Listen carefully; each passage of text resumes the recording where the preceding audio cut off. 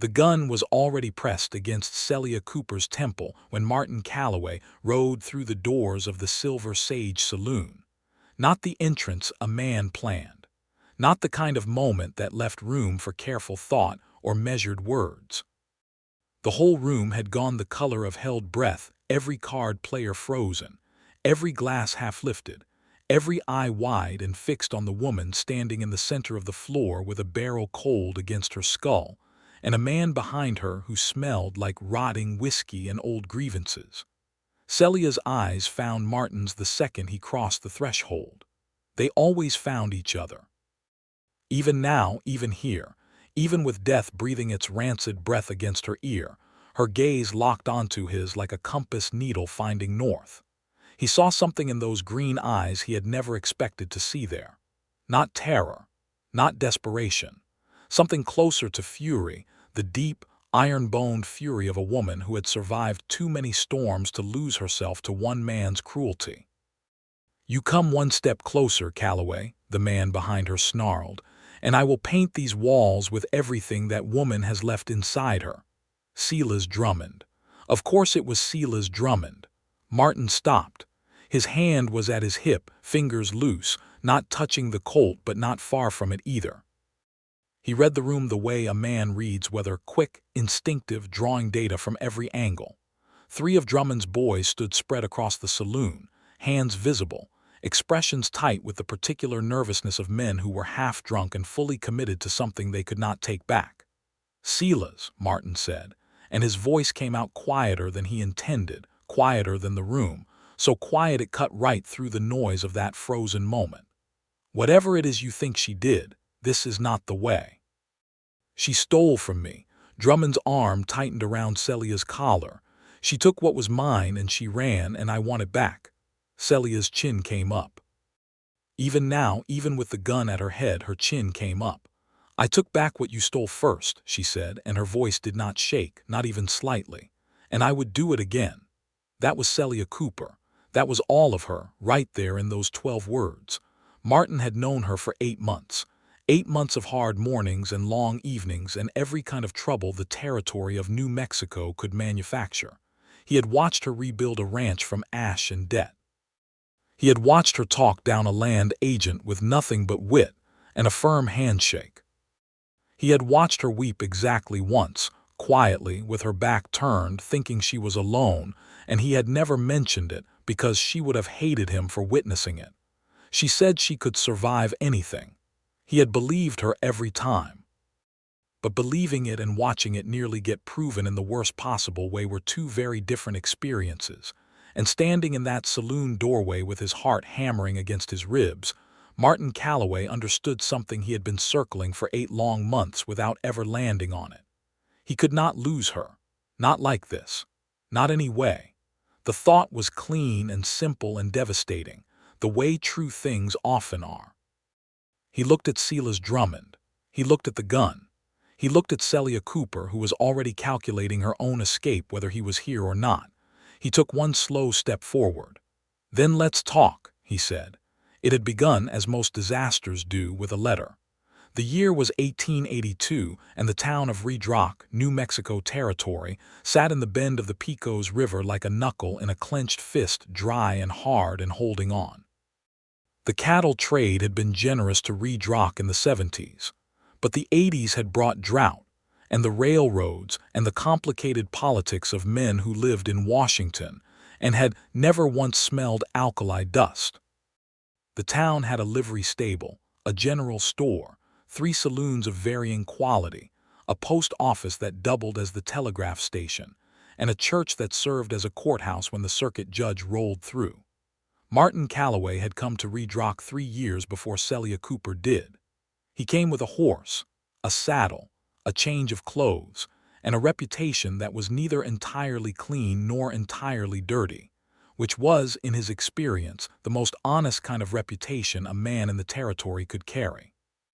He had been a deputy for 2 years in Silver City, had left under circumstances that were more complicated than disgraceful, and had drifted north along the river looking for something he could not have named.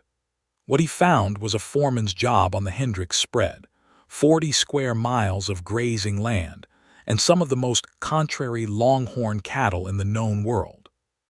Gerald Hendricks was 72, half-blind and possessed of the particular stubbornness that belongs exclusively to old men who have survived things they shouldn't have. He hired Martin on a Tuesday and said almost nothing to him for the first 3 weeks, which suited Martin fine. He was good at the work, better than good. He had a mind that organized complexity naturally, who needed what, when, where the fences were weakening, which calves to watch, how to read the sky in August when the rain could come or not come and the difference meant everything. Hendricks noticed, gave him a small cabin at the north end of the property, let him run the crew. It was a life, not a complete one, but a life. Then Gerald Hendricks died in the winter of 1881 and everything got complicated. He had a daughter. He had always had a daughter, had always spoken of her, but in a way that suggested she was a distant and mostly theoretical person. She lived in St. Louis. She was educated. She had married young and the marriage had ended badly, and she had not come home since. Martin had assembled a picture of Celia Cooper from fragments over 2 years of working for her father. That she was stubborn in the same bone-deep way her father had been. That she wrote letters with forceful handwriting that came twice a month. That she sent money occasionally, though Hendricks never mentioned needing it.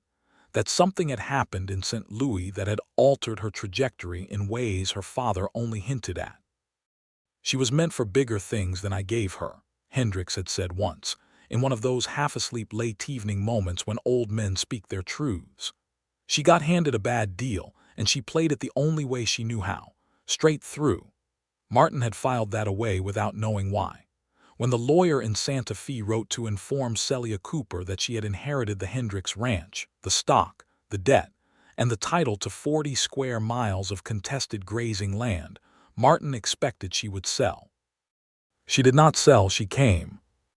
He saw her first at the Santa Fe train station, which was not yet in Red Rock itself but 30 miles south, and he had driven the buckboard down to collect her because there was no one else to do it.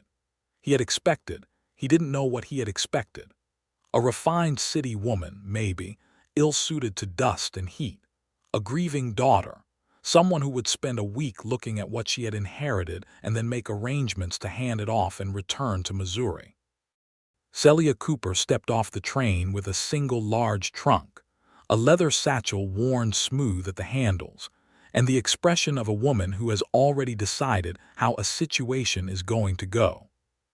She was 27 years old, with dark auburn hair pinned up under a practical felt hat, green eyes that were assessing him before she had taken her second step off the platform, and a quality of stillness that Martin had only ever seen in people who had been through something serious and come out the other side of it changed. She looked at him. She looked at the buckboard. She looked at the dry, flat country stretching north toward Red Rock. "You're Martin Calloway," she said. It wasn't a question. "I am," he said. "My father wrote about you. He said you were capable. I'd say your father set a low bar, but I think he had high standards." Something shifted in her expression. Not quite a smile, but the territory where smiles lived. "He did," she said quietly. "He absolutely did." She allowed him to load her trunk. She sat beside him on the buckboard and asked precise, intelligent questions about the ranch for the entire 30 miles, the water situation, the condition of the herd, the names and histories of the hands, the specific nature of the debt that Gerald had been carrying. She had read the lawyer's documents carefully, and she came with questions, not confusion. Martin answered every one of them honestly, including the parts that were uncomfortable. That the debt was substantial, that one of the water rights had a disputed claim against it, that 2 of the hands were reliable but the third was not, and that the east fence had been letting cattle through onto land that technically belonged to a man named Silas Drummond, who was not the kind of neighbor who let things go. At the mention of Drummond's name, something in Celia's posture tightened almost imperceptibly. Martin caught it, filed it away. "What do you know about Drummond?" she asked. "Enough," Martin said. "He's got money, land, and the particular kind of morality that money and land produce in men who weren't good to begin with." She was quiet for a moment. The desert rolled past them, golden and vast and indifferent. "My father mentioned him in his last 3 letters," she said finally. "He said Drummond had been making offers on the grazing rights, increasing offers. He wants the water access. Your father's land sits between Drummond's northern pasture and the only reliable creek for 40 miles in dry season. Your father turned him down 4 times. "Then I'll turn him down a 5th time," Celia said, and her voice had that same quality as it would have 8 months later in the saloon with a gun at her head. Like iron, like something forged rather than born. Martin looked at her sideways. He said nothing, but something in him that had been quiet for a long time woke up and paid attention. The first weeks were a trial by fire, and Celia passed every test without asking for help she didn't need. Martin watched her learn the ranch the way a general learns a battlefield methodically, without sentimentality, identifying every weakness and every asset with equal clear-eyed attention. She rose before the hands did. She wore practical clothing, boots, a split riding skirt, cotton shirts with the sleeves rolled. She ate the same food the crew ate and made no comment about it. She could ride, better than he'd expected, which was already well. She had learned as a child on this very land, and the body remembers, even after years of city streets and parlor floors. She was not warm exactly in those first weeks. She was not cold either. She was precise and fair, and she kept a certain private distance, as though she was watching herself as carefully as she was watching everything else. Martin recognized it, the particular controlled quality of a person who has been burned and is moving through new territory with protective care. He kept his own distance. He did the job. He gave her his honest counsel when she asked for it and kept his mouth shut when she didn't. He had been running this ranch for nearly a year, and there was a particular challenge in stepping back, in adjusting his authority without resentment, and he managed it mostly, because he found that he respected her too much to make it about his ego. The first real crisis came 6 weeks after her arrival, when they discovered that the water rights dispute was not just a paperwork problem but an active one. Someone had rerouted a section of the creek with a crude earthen dam, recent work, clearly deliberate, diverting flow away from the Hendricks land and toward the Drummond southern pasture. 200 head of cattle were showing signs of stress. Celia rode out with Martin to look at the dam. She stood at the edge of it, looking at the altered waterway, her jaw working in silence. "Drummond," she said. "Drummond," Martin confirmed. "He built this on my property. The survey line runs 15 feet north of where he put that dam, so yes." She looked at him then, and for the first time he saw the full force of what lived behind that controlled exterior, not just iron determination but genuine, deeply personal fury. "He did this while my father was dying," she said. Martin had not known that, but when she said it, it landed like a stone dropped into still water. "Your father's last months were hard," he said carefully. "He wasn't out on the land much." "Drummond timed it," Celia said. "He waited until there was no one watching." She turned and walked back to her horse. She mounted with clean economy of movement and looked down at Martin. "I want that dam broken by morning," she said. "And I want a letter drafted to the county land office by noon. I'll sign it and send it myself. Drummond won't like it. I know. He'll make trouble. I know that too." She held his gaze for a moment. "My father backed down from Celia's Drummond his whole life. That's not a tradition I intend to continue." She rode back toward the ranch house. Martin stood by the altered creek and felt something he hadn't felt in 3 years. The specific electricity of being in the right place at the right time, working alongside someone worth working alongside. He broke the dam himself that afternoon. He spent 2 hours with a shovel and a horse and a chain, and when the water came back through its proper channel in a muddy roar, he stood in it up to his knees in his boots and let it run past him, and he felt something that might have been happiness if he'd been in the habit of calling things by their names. He was not yet in that habit, but it was coming. The trouble with Drummond escalated in stages, as trouble does when it is driven by a man with resources and patience. First, it was the letter. Martin and Celia sent their documentation to the county land office and received an acknowledgement within 2 weeks. Then Drummond sent a letter of his own through his lawyer, formal and dense with legal language contesting the property line and suggesting that a mutually agreeable arrangement could be reached privately, no need for county involvement. Celia wrote back herself, without the lawyer. 2 sentences. The property line is established by the original survey of 1871, and I have no interest in renegotiating it. Please direct any further correspondence to my attorney. Martin read it over her shoulder when she asked him to check it for anything she'd missed. You haven't missed anything, he said. Good. She folded the letter. What will he do next? He'll try something with the hands, Martin said. He's done it before with smaller operators. Offers money to the crew, either to leave or to cause quiet problems from the inside. She nodded. Then we should pay the hands better. It was a blunt solution, but it was the right one.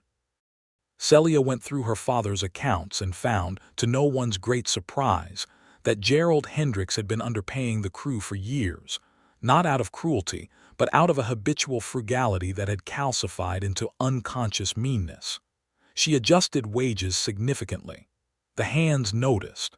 Their loyalty, which had been professional and nothing more, became something warmer. The man Martin had flagged as unreliable, a drifter named Pete Hazel, who had been with the ranch only 4 months and had a history of sudden departure left of his own accord 2 days after Celia's wage adjustment, which told its own story about where his intentions had been running. You were right about Hazel, Celia said that evening. They were on the porch of the ranch house, which faced west and caught the end of the sunset in long golden bars across the dust. I didn't take any pleasure in being right, Martin said. I know. That's partly why I trusted your judgment. She was quiet for a moment, watching the light change. May I ask you something personal? He was surprised. In 6 weeks she had not asked him anything personal. Go ahead, he said. Why did you stay? After my father died, when it was unclear who was coming or what they would do, you could have taken another position. Easton over at the double bar spread has been trying to hire you for 2 years, according to one of the hands. Martin was quiet, looking at the last sliver of sun above the mesa line. Your father was a good man, he said finally, and this is good land. And I suppose I wanted to see what happened to it. She turned to look at him in a way she hadn't before, not assessing, not cataloging, but genuinely curious. That's an honest answer, she said. I try to give those. Most men don't. There was something in the way she said it, not bitter exactly, but worn, like cloth that had been pulled over a rough surface too many times. Most men haven't had the benefit of working for Gerald Hendricks, Martin said. He had no patience for anything else. She made a sound that was definitely a laugh that time, small and genuine, and it changed something in the air between them, not dramatically, not in a way either of them acknowledged. But the temperature shifted by some small increment, and after that evening the careful professional distance between them contracted, just slightly, in a way neither of them tried to prevent. They began, in the small natural way of people who work together and respect each other, to spend time in each other's company that had nothing to do with work. It started with practical things. She asked his opinion on the cattle prices she was getting from the buyer in Roswell, and when he gave it they spent an hour at the kitchen table going over numbers together. He taught her the specifics of the water system, the second well, the channels cut by her father years ago that still functioned with maintenance. She showed him the journals her father had kept, meticulous records of rainfall and yield, and cattle weight going back 20 years. He cared so much about this land, she said one evening, turning the pages of the oldest journal. I didn't understand how much. I left when I was 18 and I thought it was to go find something bigger than this. I was wrong. What brought you back? Martin asked. She was quiet for long enough that he thought she wasn't going to answer. I had a marriage, she said finally. In St. Louis. It ended 4 years ago, and after it ended I was rebuilding. And I thought I was doing it in the right place, in the city, with friends and work, and all the things a person is supposed to need. But when my father's letters came and he talked about this land, about the light on the mesa, about the way the river runs in spring, I realized I had been missing something I couldn't name." She paused. "And then he died, and I realized what I'd been missing was the chance to come back and be present here, to make it right, and that I had run out of time to do it with him." Martin sat with that for a while. The lamp on the table made a warm circle between them. "He was proud of you," Martin said. He said it differently depending on his mood, but it was always there. She looked at him across the circle of lamplight. Her eyes were bright in a way he recognized now as the way she looked when something moved her and she was working to contain it. "Thank you," she said. "That matters more than you know." He wanted to reach across the table. He did not, but it was closer to the surface than it had ever been. In the 4th month of Celia's ownership of the ranch, Silas Drummond made his next move, and it was bigger and dirtier than anything that had come before. He hired a lawyer from Albuquerque, a man named Croft who was well known in land dispute circles for his willingness to manufacture documentation, and produced an amended survey from 1874 that placed the contested creek well within the Drummond property line. The county land office, which was neither corrupt nor courageous, suspended the Hendricks claim pending review. Celia received the news on a Thursday morning and was silent for a full minute reading the letter. "The 1874 survey is fraudulent," she said. "Probably," Martin agreed. "But probably and provably are different things." She set the letter down. Something had crystallized in her expression. "My father had the original 1871 survey documents," she said, "and he had a letter from the original surveyor confirming the markers. I've seen them. They're in the box in the back room. Drummond's lawyer will say those are out of date. Then we need an independent surveyor, a federal one." She was already moving, already thinking 3 steps ahead. "There's a land office in Santa Fe that operates under the Federal Bureau of Land Management. If we request a federal review, Drummond can't influence the county office anymore. It goes above his reach." Martin looked at her with something between admiration and wonder. "That will take months," he said, "and money." "I know." She met his eyes. "I have the money. The cattle sale this fall will cover it, and I have the time as long as nothing happens to the ranch while we're in the middle of the process." She paused. "That's the part I'm worried about." "He'll try to damage you," Martin said. "Something that looks like an accident, fence failures maybe, or something with the cattle." "Or something with the people," she said. There was a heaviness in the way she said it. Martin looked at her closely. "Has he threatened you directly?" he asked. She didn't answer right away. She folded the letter with precise, careful movements and placed it in the file box she kept on the desk. "A man came to the gate last week while you were south with the herd," she said. "Drummond's man. One of the ones I've seen in town with him. He was very polite. He said Mr. Drummond hoped we could find a private resolution and avoid what he called unnecessary difficulties." Martin felt a cold current move through him. "You didn't tell me," he said. His voice was careful. "I'm telling you now." "Celia," he stopped. He had used her given name a handful of times, and it always felt like stepping over a threshold he needed to acknowledge. What he said, it was a threat. "I know what it was." "Then you know he's moving past property disputes into something else." She looked at him steadily. "I know I'm not afraid of him." "I know you're not. That's what worries me." He leaned forward on the desk. "Not being afraid of something dangerous doesn't make the danger smaller."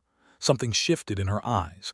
Not softening exactly. She didn't soften in obvious ways, but some small internal reconfiguration that led him in a little further. "I have survived things, Martin," she said quietly. "That would have destroyed other people." He believed her. He had seen the evidence of it in the way she moved through the world, the particular competence of someone who has had to construct their own safety from scratch, who has learned not to rely on the infrastructure of protection that other people take for granted. "I know you have," he said, "and I want to be there when you survive the next one." She looked at him for a long moment. Something opened in her face that he had never seen before. Some long-defended room came briefly to light. Then she looked back at the file box and said, "We need to write to Santa Fe." He exhaled. He let it go. But those words had been said, had been received, had been filed somewhere in both of them in a place that was not about the ranch or the water rights or Celia's Drummond at all. They wrote to Santa Fe. The weeks that followed were tense in the quiet way that precedes storms. Drummond's men appeared at odd intervals on the roads near the property's edge, not crossing, not doing anything actionable, just visible, present. A reminder. Martin posted 2 of the hands on rotating watch at night. He rode the fence lines himself every 2 days, checking for anything that had been cut or tampered with. In this heightened atmosphere, he and Celia drew closer in the natural way of people who are depending on each other in serious conditions. They developed a rhythm of evening consultation, going over the day's developments, planning the next day, talking through what they knew about Drummond's movements and what they didn't know, and what the difference implied. These conversations started on the porch, moved inside when the nights turned cold, and gradually extended beyond the business at hand into the kind of conversation that happens when 2 people have used up their practical topics and find themselves still wanting to talk. She told him about St. Louis in careful pieces. About the man she had married at 19, Reginald Cooper, a merchant's son with handsome prospects and a particular talent for appearing to be something he was not. She had believed in him with the full force of her considerable will, and when his debts and his secrets and his other arrangements came to light systematically, over 3 years, like a building that reveals its structural failures one wall at a time, the betrayal had been comprehensive. Not just of her trust, but of her sense of her own judgment, which was what had taken the longest to rebuild. "I thought I was good at reading people," she said. "I had been, I think, until him. And finding out I had been wrong about something so fundamental that shook me in a way nothing else had."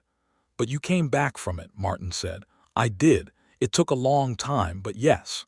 "How?" She considered the question seriously, the way she considered everything seriously. "By deciding what I actually believed," she said. "Not what I had been told to believe or what I had assumed because it was convenient. By going back to first principles about what I valued, what I was capable of, what I needed. It was like surveying your own interior, establishing where the actual lines were." Martin thought about that for a long time. "I understand that," he said. "I did something similar. Not for the same reasons, but I came here to read rock because I needed to start over somewhere that didn't already have a story about who I was." "What was the story in Silver City?" she asked. He had not intended to go there, but something about her even-handed honesty, the way she had given him her own hard truths without asking for sympathy or reassurance, made evasion feel small. "I had a partner," he said. "Deputy I worked with for 2 years. We got into a situation that had no good outcomes. A man who needed arresting had a family full of complications, and my partner made a decision I thought was wrong, and I said so, and it ended our friendship and my position. I was right about the decision. It didn't make leaving easier. You chose principle over comfort," Celia said. "Some people would call it stubbornness. Those people have never had to live with compromising a principle," she said evenly. "The ones who have know the difference." He looked at her in the lamplight. Her hair was down that evening. She had been washing it before he arrived and had plaited it loosely over one shoulder, and the informality of it, the small domesticity of it, made something in his chest ache with a tenderness he was increasingly unable to dismiss. "Celia," he said. She looked at him. He meant to say something careful, something that kept the appropriate ground between them. Instead, what came out was, "I think you are the most remarkable person I have ever met." She went very still, not surprised exactly, but absorbing it carefully the way a person absorbs something they are not sure what to do with. "That's a significant statement," she said quietly. "It's a true one." The fire in the hearth moved and snapped. Outside, the desert made its nighttime sounds, the wind off the mesas, the distant conversation of coyotes. "I'm not easy," she said finally. "I am not a simple person to." She stopped, started again. "I have spent 4 years becoming someone who does not need anyone. It has served me well." "I know," he said. "I'm not asking you to need me." What are you asking? He thought carefully. I'm asking you to consider the possibility, he said, that having someone alongside is not the same as needing them, that you can be entirely capable of surviving alone and still want someone there. She was quiet for a long time. So long he began to wonder if he had made a serious error, had pushed at something that would now push back and change what they had. Then she said, "I'll consider it." And the way she said it with that small, precise emphasis told him that she meant it seriously, that it was not a dismissal, that she was applying her formidable mind to the question with the same honesty she applied to everything else. He left it there. He did not press. He was, in certain essential things, a patient man. Drummond escalated. In the 6th month, 2 of the cattle were found dead at the southern boundary, not from illness, not from natural causes, but shot. It was deliberate and brazen, the kind of message that didn't bother with ambiguity. Martin found them on his morning ride and turned back to the ranch house at a hard gallop. Celia came out to meet him before he reached the porch, because she had learned to read the speed of his horse. He told her what he'd found.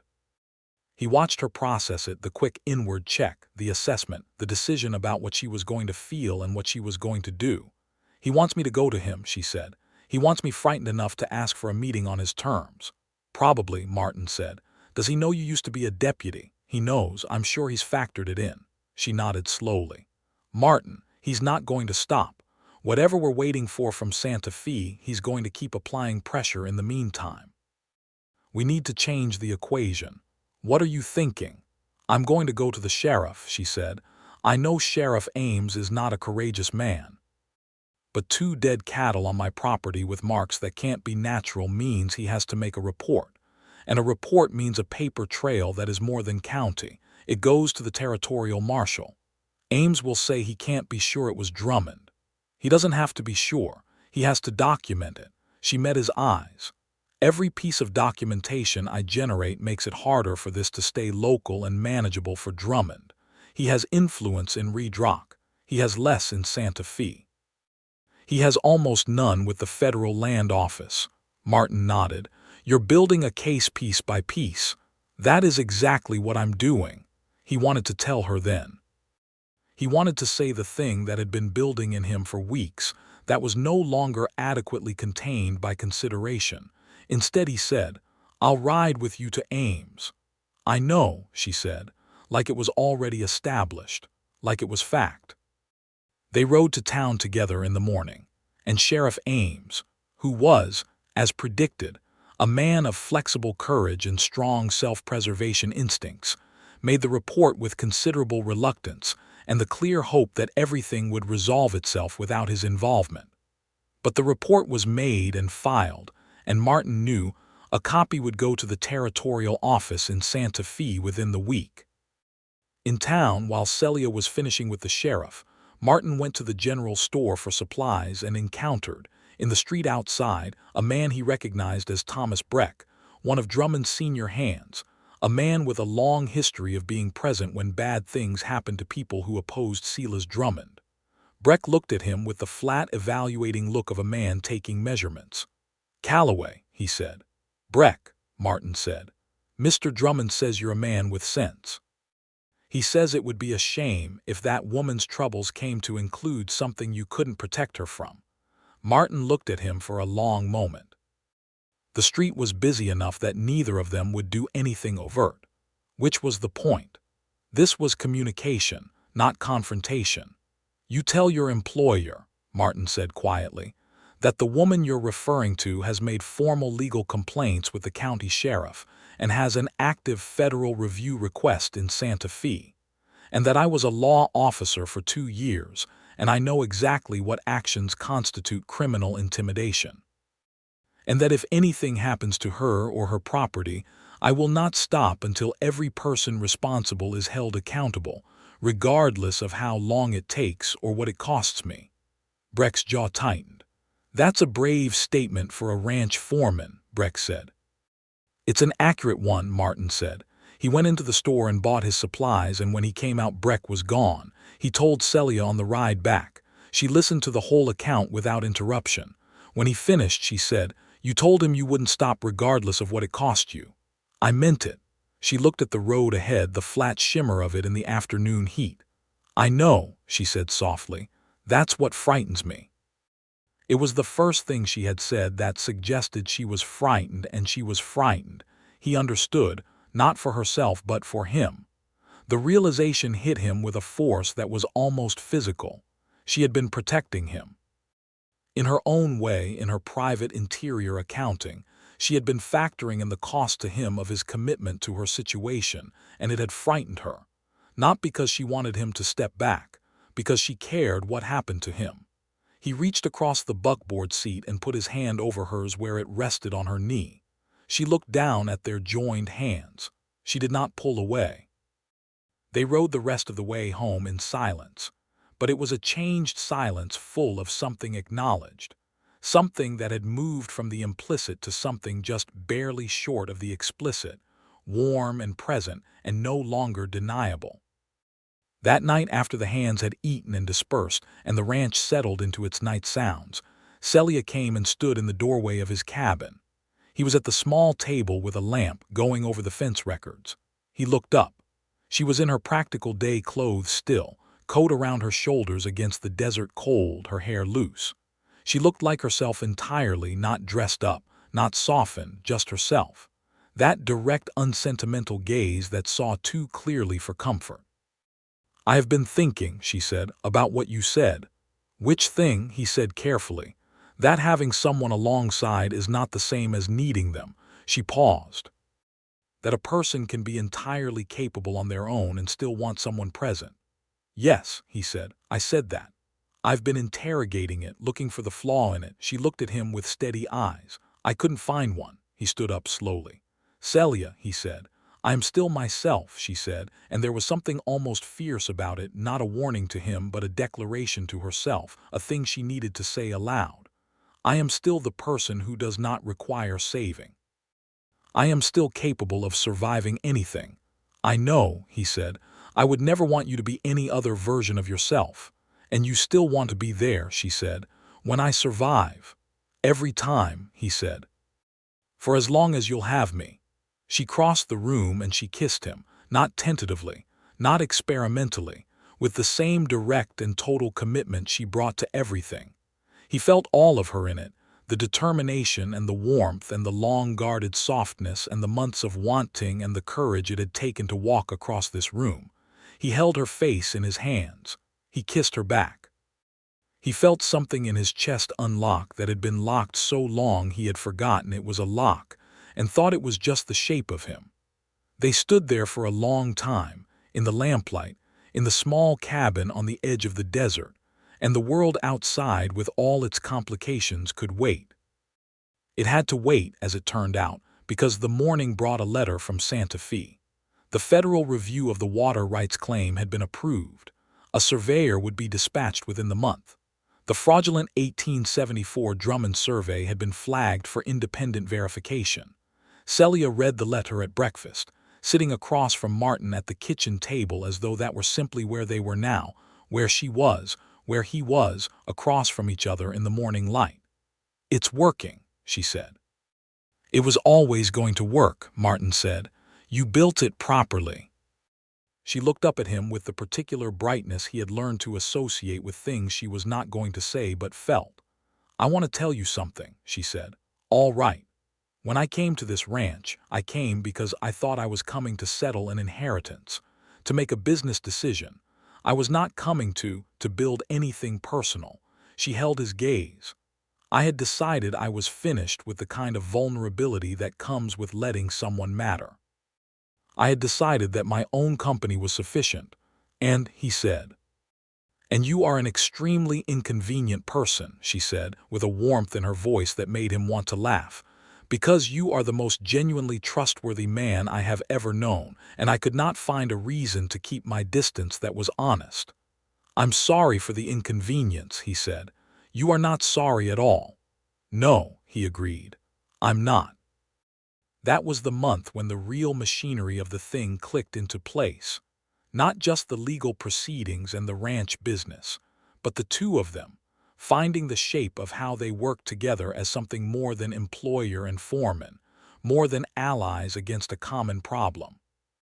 They were careful with it, both of them carrying histories that had taught caution, but the care they took with each other was gentle rather than cold, and the landscape of their daily life filled in with small kindnesses and deliberate attentions that meant more than grand gestures. He brought her coffee before she asked for it. She read over his letters to the land office and suggested better phrasing without altering his voice. He noticed when she was running on too little sleep and said nothing, only adjusted the morning workload so there was an extra hour before the crew needed direction. She noticed when he was carrying tension in his jaw, the particular set of it that meant something was bothering him that he hadn't said, and she asked him direct questions until he answered, because she had learned that he needed to be asked directly, that he would carry things quietly forever if no one reached in.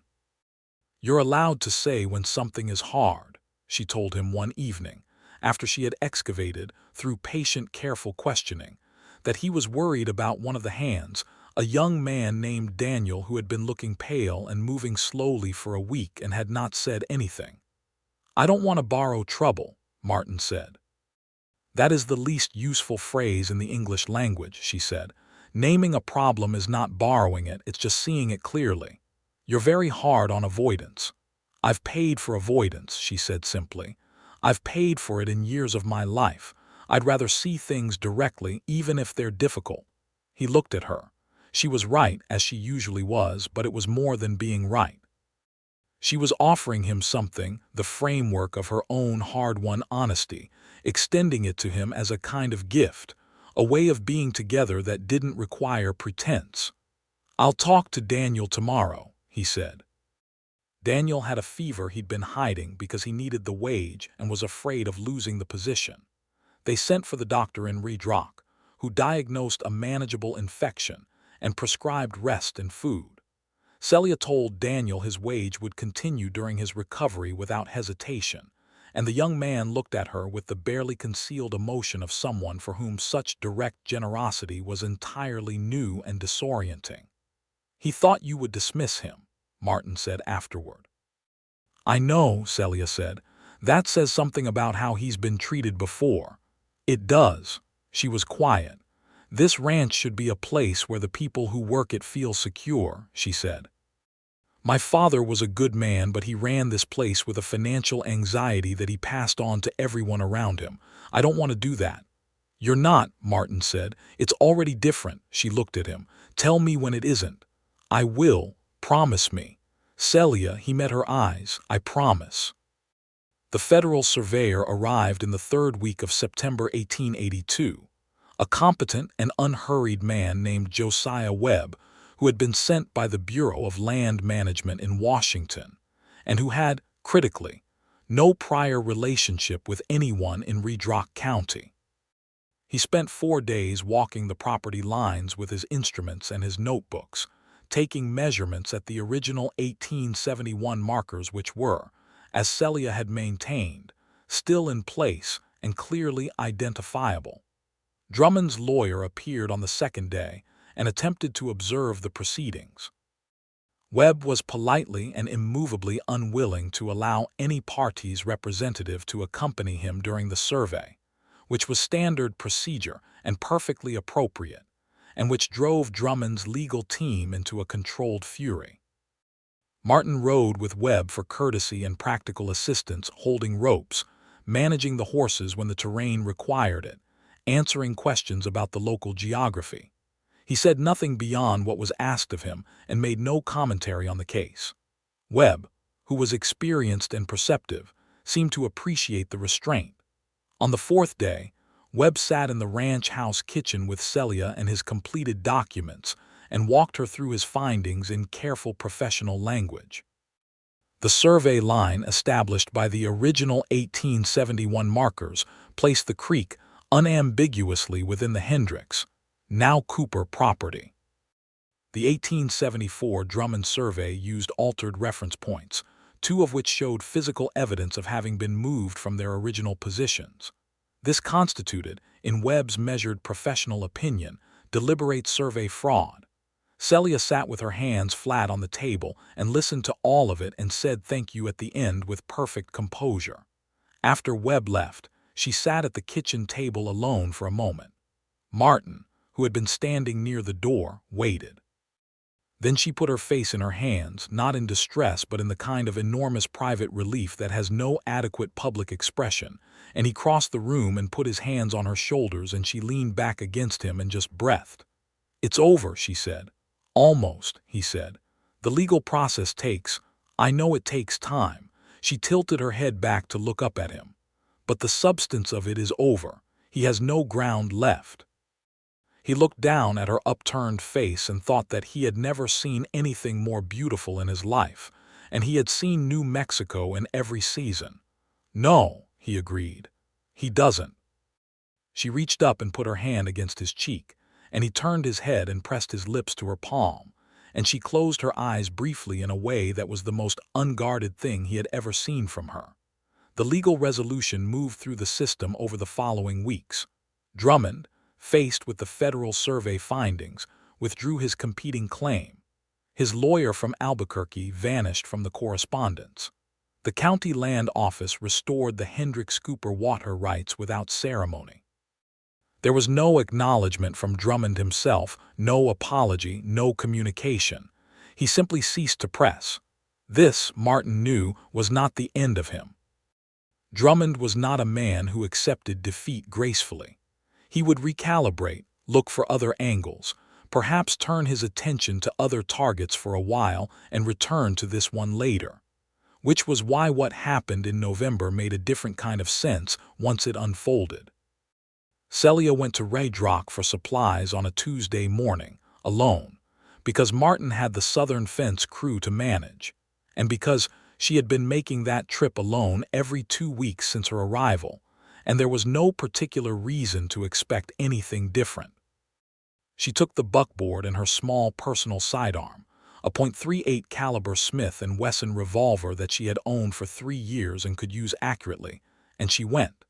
She was gone longer than the trip should have taken. By mid-afternoon, Martin had finished with the fence crew and ridden in himself to find her.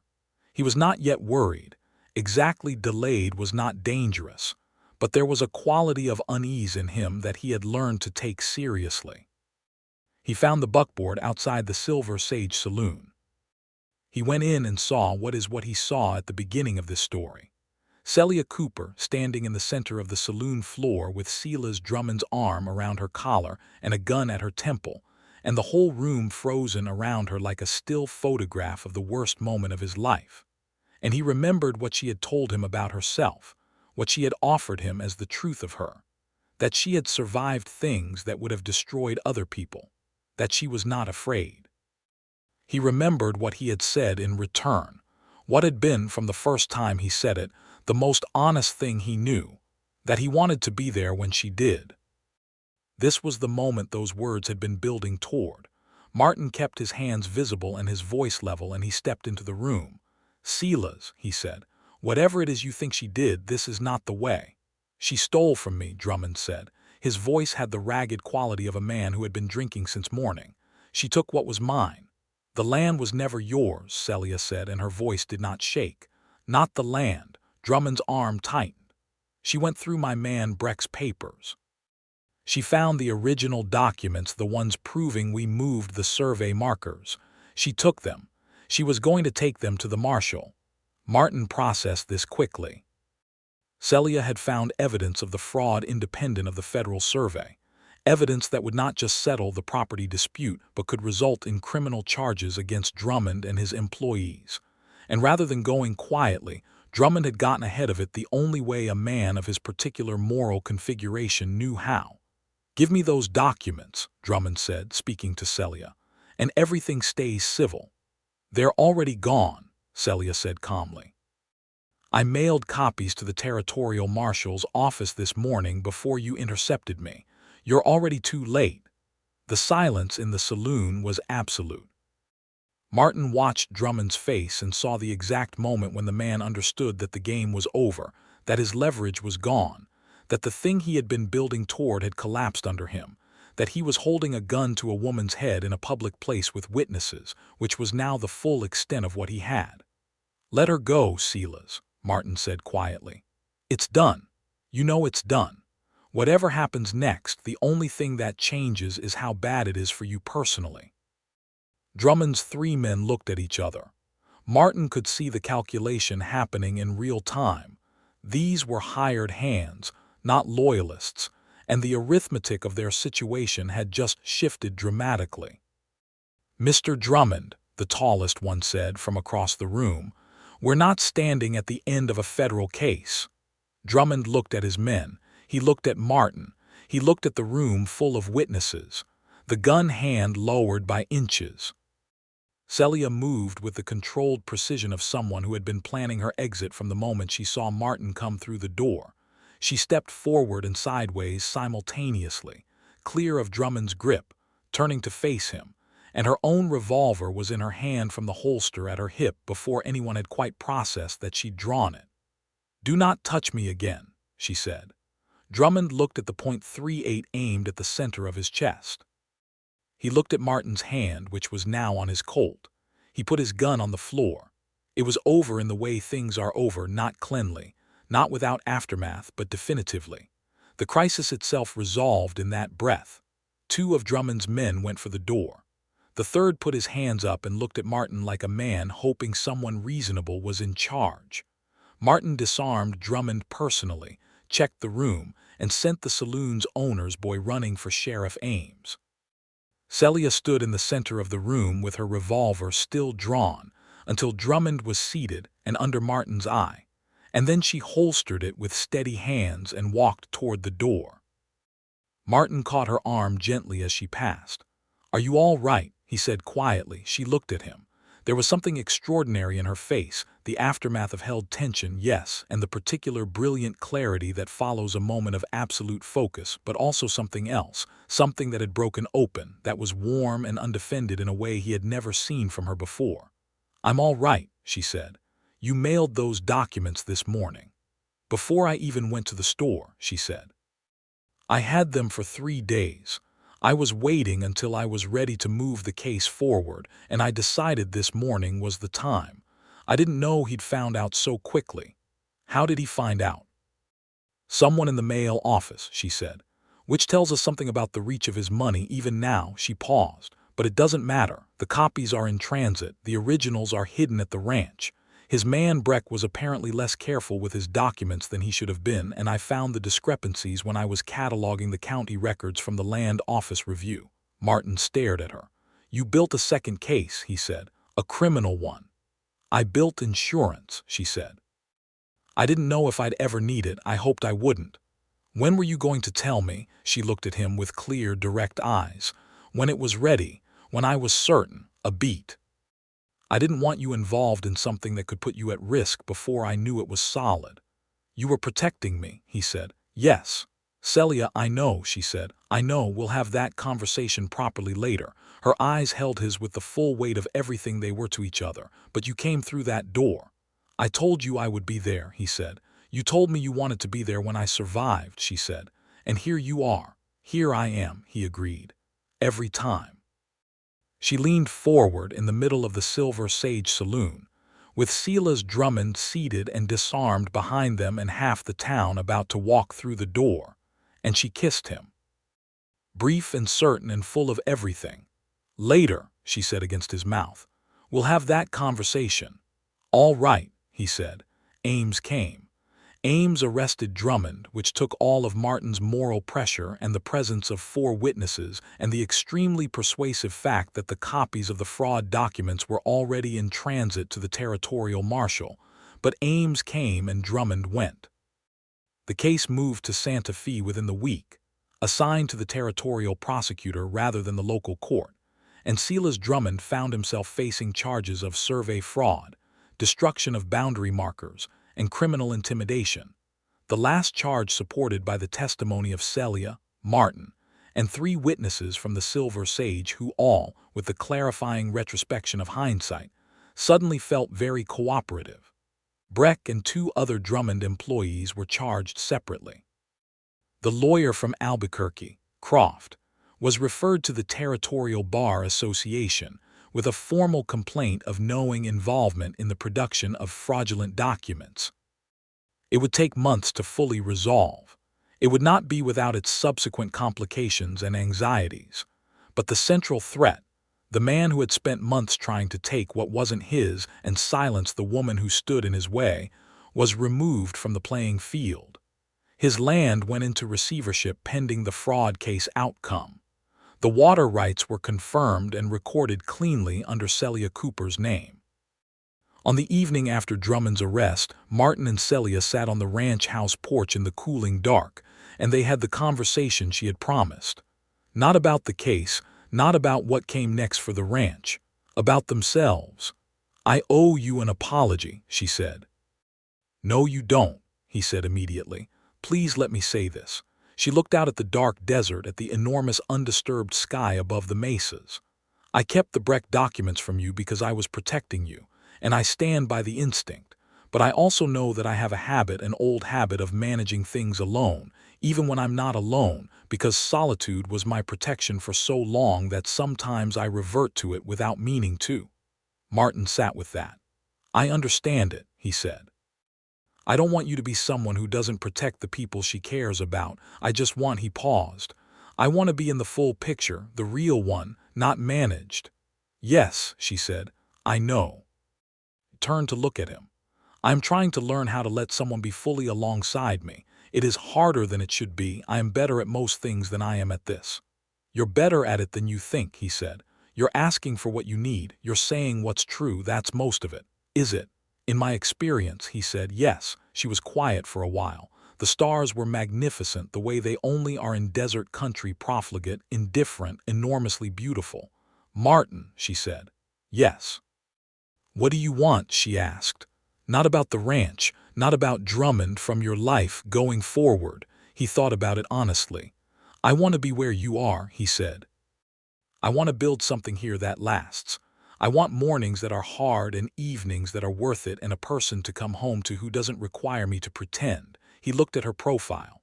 "I want you, plainly and permanently, if you'll have that." She turned to him. Her green eyes were full of something enormous and carefully managed, the way she always managed things, right up until the moment she stopped managing them. "Plain and permanent," she said. "Those are good words." "Practical words," he said. "I'm a practical man." "You're an extraordinary man," she said, "pretending to be practical." He laughed, a real, unguarded laugh, and it felt like the room he hadn't known he'd been in had opened out into something much larger. "Well," he said, "I've been found out." She leaned into him, and he put his arm around her, and they sat together under the enormous sky and talked about nothing important for a long time, which was the best thing either of them had done in years. He proposed in December, which was perhaps the least dramatic way he could have done it, and felt right for exactly that reason. No grand gesture, no kneeling in the dirt. He asked her over breakfast, setting down his coffee cup and looking at her across the table they had shared for months now, as though they had always been sharing it. "Celia," he said. "Martin," she said in the same tone, "will you marry me?" Not a question exactly, more like a statement of something he already knew to be true that he was naming aloud, the way she had taught him to name things instead of carrying them. She looked at him for a long, reading moment. "Yes," she said, "just yes. What else would I say?"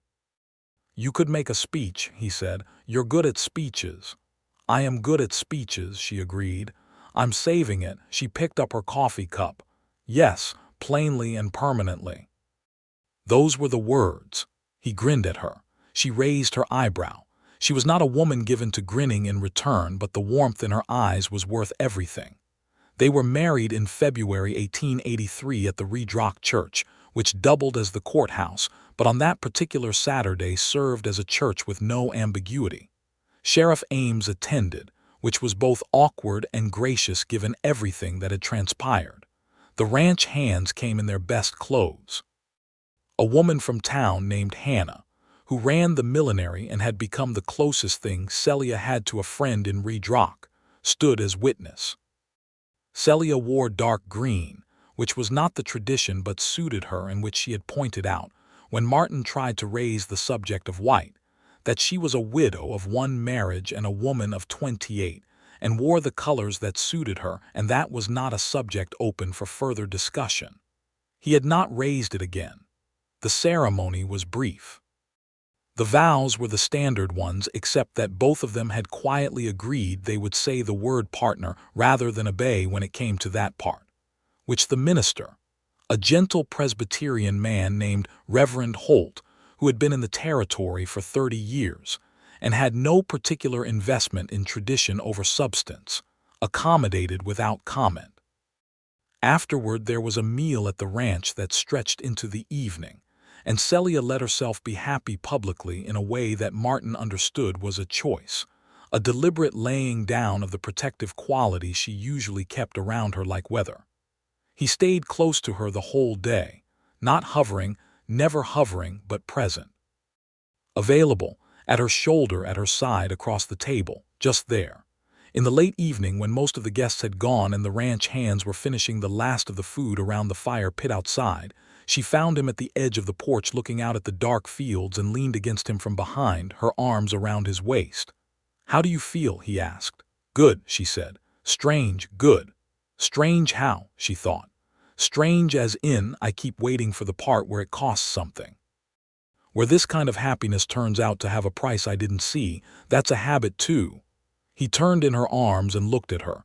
"It costs the ordinary things," he said. "Time, patience. Showing up even when it's inconvenient, being honest when it would be easier not to be. Those are the prices." He held her face in his hands. "Not loss, not betrayal, not destruction, the ordinary prices of a real thing." She looked at him steadily. "How do you know?" "I don't completely," he said, "but I know you and I know myself, and I know what we've already been through in 8 months, and I think that this is what it is, not a trap, not a hidden cost." She put her forehead against his. "I believe you," she said. "I'm going to practice believing that until it stops feeling strange." "Take as long as you need," he said. "Don't give me unlimited time," she said. "I'll use all of it." He kissed her. She kissed him back. Outside, in the distance, one of the hands laughed loudly at something, and the ordinary sounds of a good evening in a good place washed over them both. The year that followed was the one they built. Not without difficulty. A ranch in the territory of New Mexico in 1883 did not offer difficulty-free years as a baseline, but difficulty that they met as a partnership, with the full force of their combined abilities, and that was different in kind from anything either of them had navigated alone.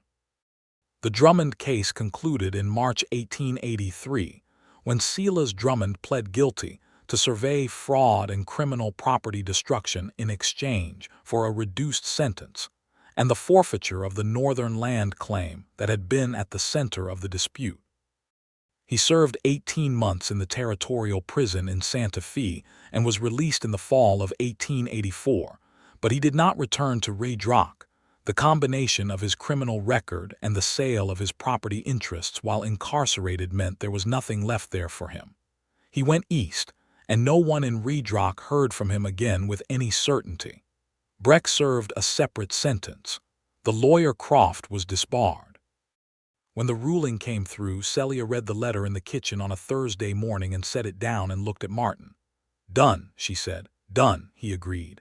"I want to plant something," she said. "Something that will take years to grow. An orchard, maybe, along the south field." He looked at her. "An orchard. Something long-term," she said. "Something that assumes we'll be here in 10 years to see it." She paused. "I want something that is specifically about the future, about staying." He understood what she was doing, the particular symbolic grammar of someone who has spent too long in impermanence, who needs to stake a flag. "Apple trees don't do well here," he said. "But apricots might, and there's a variety of plum that does well in this climate." "Then apricots and plums," she said, "and I want you to help me plant them." They planted the orchard that spring. 10 trees along the south field in the late April sun, with the hands helping and the ranch's young dog running between them in a state of delirious excitement. Celia planted her trees with the same methodical attention she gave everything, spacing them precisely, checking the depth, watering each one herself before moving to the next. Martin worked beside her. He was aware, at some depth below words, that this was one of the best days of his life. In the summer of 1883, Celia told him she was pregnant. She told him in the evening, sitting across from him at the kitchen table with a quality of deliberateness that he recognized as her way of doing things she found emotionally significant, with full attention head-on, no approach from the side. "I'm going to have a baby," she said. "Our baby, in approximately February or March." Martin sat with it for a moment. Not in shock. They had spoken about children, had discussed it openly, had decided they wanted them. But in the particular way a real thing is different from a discussed thing. The way standing at the edge of something is different from having agreed to stand there eventually. "February or March," he said. "Yes. How are you feeling?" "Nauseous most mornings," she said. "Otherwise capable. I don't intend to stop working." "I know you don't. I'll need to adjust the heavier physical work at some point, I'm aware, but I'm not fragile." "Celia," he reached across the table and took her hand. "I know you're not fragile. I would never suggest that." He held her gaze. "I'm going to say something and I want you to take it at face value." "All right," she said. "I am so glad," he said. I'm happy in a way I don't have adequate language for. That's what I'm feeling." She looked at him for a long moment. Her hand was warm in his. "So am I," she said. "Surprised me. I didn't know if I would be. I didn't know if I was ready or if we were ready or if this was, and then I found out and I was just happy." She looked almost puzzled by herself, by the uncomplicated nature of the emotion. Just happy, he agreed. "That's allowed." She smiled then, the full open smile, the one she gave rarely, the one that transformed her face into something that made him feel like the luckiest man in the territory. "Yes," she said. "I suppose it is." The ranch continued to grow through the second half of 1883. Martin expanded the crew to 5 hands, all carefully vetted, all paid fairly, all clear on the standards of the place. They developed a profitable arrangement with a cattle buyer from Las Vegas, New Mexico, a fair man named Archie Monroe, who had been in the territory since the 60s and who paid honest prices and kept his word, which was not the universal standard among buyers but made an enormous practical difference. The herd increased from 140 head to nearly 200. Celia managed the accounts with characteristic precision and a growing confidence that came from the clear evidence of her own competence. She had inherited a struggling property, and within a year had it running cleanly and moving toward stability. She also began, in the evenings, to correspond with the county land office about formalizing a registry of property line surveys, drawing on her experience with the Drummond situation to argue that clearer documentation standards would prevent future disputes. The land office clerk, a young man who was more energetic and idealistic than most, found her arguments compelling and began a formal proposal to the county commission. It was small, as civic projects go, but it was real. And it was hers. In late January 1884, their son was born. A long, difficult labor. Martin stayed through all of it, which Celia had told him he did not have to do, and he had said he wasn't going anywhere, and she had been too tired and busy to argue. The doctor from Red Rock came, and Hannah came, and at the end of a very long night there was a baby boy, loud and healthy and already, in the doctor's amused opinion, possessed of strong opinions about the world. They named him Gerald after her father. Martin held Gerald Calloway for the first time in the pale morning light, standing by Celia's bedside while she slept from exhaustion, and he looked at this small, complicated, miraculous person and felt the weight of everything that had happened to bring him to this room at this moment. Every choice, every road, the letter from Santa Fe and the dam on the creek and the gun in the saloon and the buckboard seat and all of it. All the way back to the moment Celia Cooper had stepped off a train with her worn leather satchel and looked at him with those assessing green eyes and said, "You're Martin Calloway," like she already knew who he was. He looked down at his son. "Hello," he said quietly. "We've been expecting you."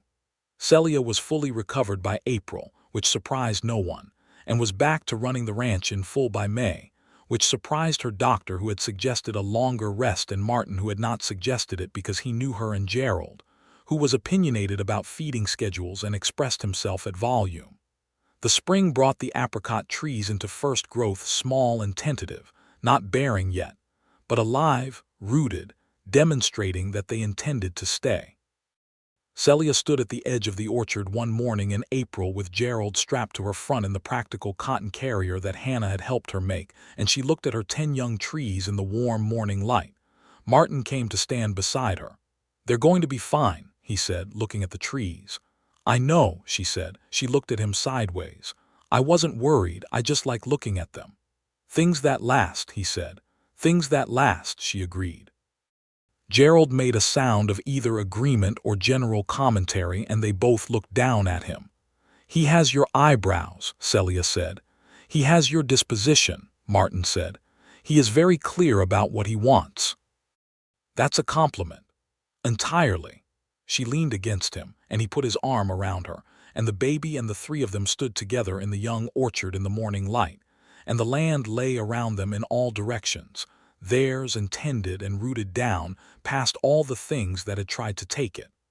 The years settled in the way good years do, not without incident, not without effort, but with the particular solidity of things that are properly built. Gerald grew from an opinionated infant into an opinionated toddler, who had his father's dark hair and his mother's unerring eye for what was actually happening in any given situation, which made him useful and exhausting in equal measure. The ranch established itself as one of the better-run operations in Redrock County. Celia's land registry proposal was formally adopted by the county commission in 1885, which meant every land dispute in the county after that point would go through a standardized survey process, small, but real protection for smaller landowners who would never have the resources to fight what she had fought. When the news came, she read the commission minutes 3 times and then put them in the file box and said nothing more about it. Martin noticed. "You're allowed to be pleased with yourself," he said that evening. "I am pleased with myself," she said. "I'm just not loud about it." "You could be." "I'm not built for loud," she said. "I know," he said. "But in this house you can be as pleased with yourself as you want, and I'll tell no one." She smiled at her book. "Noted," she said. He was 32 in 1885 and she was 30, and they were people who had found, not by accident but by a series of deliberate, honest choices made under pressure, the specific good life that suited them. It was not a soft life. The territory was still hard country, still full of drought and cattle economics, and the long injustices of land law that favored men with money over people who had been there longer. The Apache communities that had been displaced and continued to be displaced. The Mexican families whose land grants from before the territory became American were being challenged and stolen through the same legal machinery that Drummond had tried to use on Celia, and which she understood with a particular personal fury because she had experienced a version of it, though she knew her version was smaller and she had protections those communities did not have. This was a thing she and Martin talked about honestly, what their good fortune meant in the context of the broader injustice around them. What could be done that was within their reach to do? They employed fairly and without the racial hierarchies that were standard in much of the territory. When a Mexican family named Reyes lost part of their grazing claim through a legal challenge that echoed the Drummond tactics in miniature, Martin spent 2 weeks of evenings helping them understand the documentation process and connecting them with the federal land office contacts Celia had developed. They kept their land. It was not enough. It was never enough. But it was what was within reach, done honestly and without fanfare, and it was real. In the spring of 1886, when Gerald was 2 and learning to walk at speed in the direction of the most dangerous thing available, Celia told Martin she was pregnant again. Same kitchen table, same deliberate directness. "March," she said. He smiled at her, the full, wide, uncomplicated smile that she had always found secretly extraordinary because of how rarely he used it and how completely it changed his face. "March," he said. "Gerald is going to be very critical of this development," she said. "He doesn't share resources willingly." "He'll learn," Martin said. "He'll complain about it for years." "Probably," Martin said. "That's allowed." She looked at him with everything she was in her eyes, the whole person, the iron and the warmth and the long-learned honesty and the love she had spent 4 years after her first marriage believing she would never want to risk again. "You are still an extremely inconvenient person," she said. "Still." "You said that 3 years ago," he said. "Have I gotten less inconvenient?" "No," she said. "You've gotten more inconvenient. You keep making me happy." "I have had to entirely reorganize my assumptions about what I'm capable of." "I know," he said. "I've had to reorganize mine too." "What did you think you were capable of?" she asked. "Before?" He considered it honestly. "Surviving," he said. "Working, being competent, being alone without making it a tragedy." He paused. "I thought that was the shape of my life, that the full thing, what we have, wasn't for me, that I had used up my chances at something that included," he gestured, searching for the word, and landed on warmth.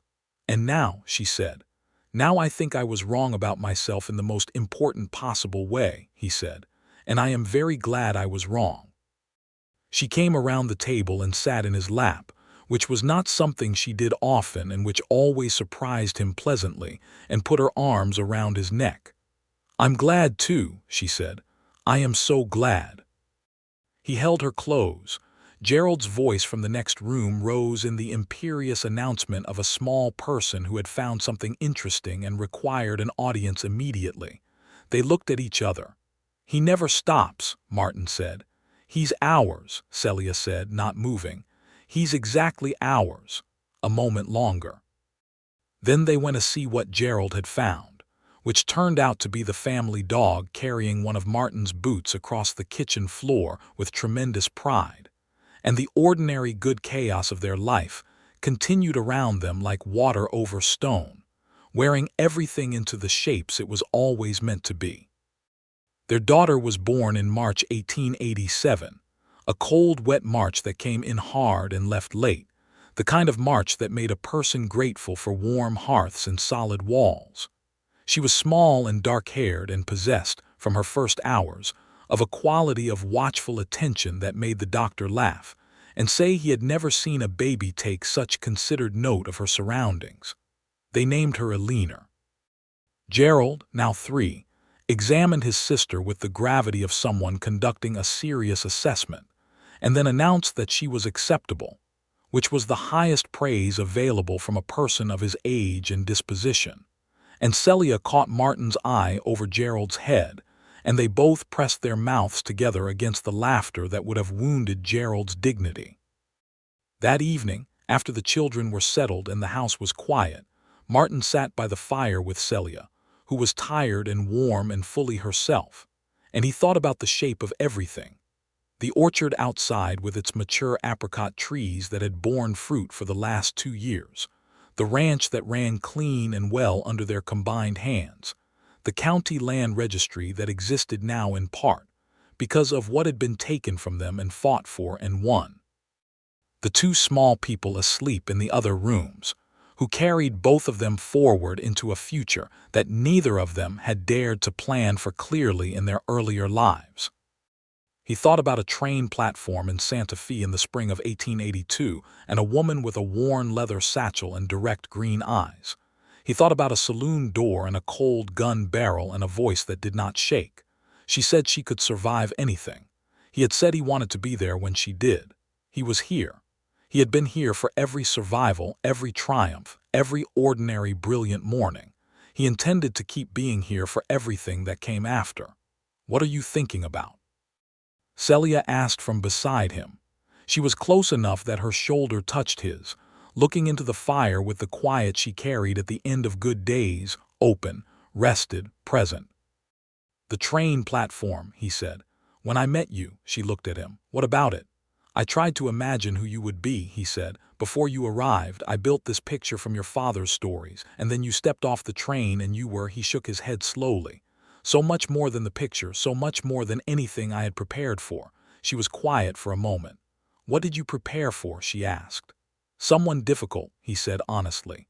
"Someone who was good at things. Someone I would respect professionally." He paused. "I didn't prepare for someone who would make me understand what I actually was, what I was capable of, what a life could contain." She leaned her head against his shoulder. "I didn't prepare for you either," she said quietly. "I prepared to be alone. I had arranged my entire life around being alone in a way that was sufficient." "And was it?" he asked. "Sufficient?" She was quiet for long enough that he wondered if she was going to answer, and then she said, "It was complete, in its way, but it was a closed system. It was only what I could generate alone." She paused. "You introduced something that could not be generated alone." "What?" She lifted her head and looked at him directly. "Being known," she said. "Really known. Not managed, not presented, not the version I chose to show. Known." She held his gaze. "That's what I couldn't build alone. It requires someone else." He looked at her.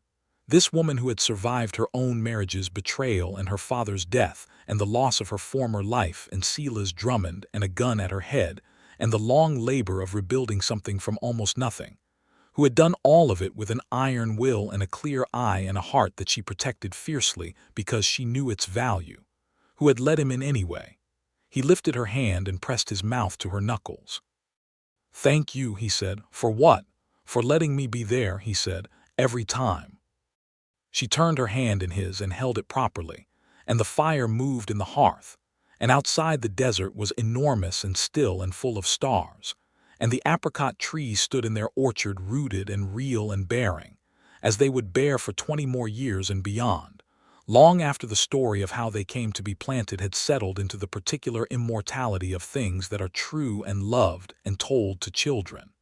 Eleanor slept in the next room. Gerald slept in the next room. The ranch lay all around them in the cold March dark, tended and alive.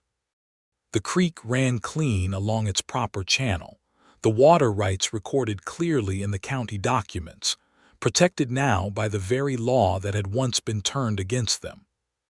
Celia Cooper, Celia Calloway, though she kept both names because she had earned both names, closed her eyes and rested against the man who had ridden through a saloon door for her, who had held her hand on a buckboard 30 miles from the world she'd thought she was leaving behind, who had said the truest thing she'd ever heard said about her and about himself and about what two people could be to each other.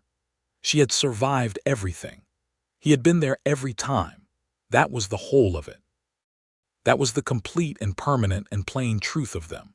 And in the morning there would be work and children and coffee and the 10,000 ordinary particulars of a life that was fully inhabited. But for now there was only the fire and the quiet and the enormous reliable presence of the man beside her and the sense, deep and settled and not strange any more at all, that she was exactly where she had always been capable of being. She had just needed to let herself arrive.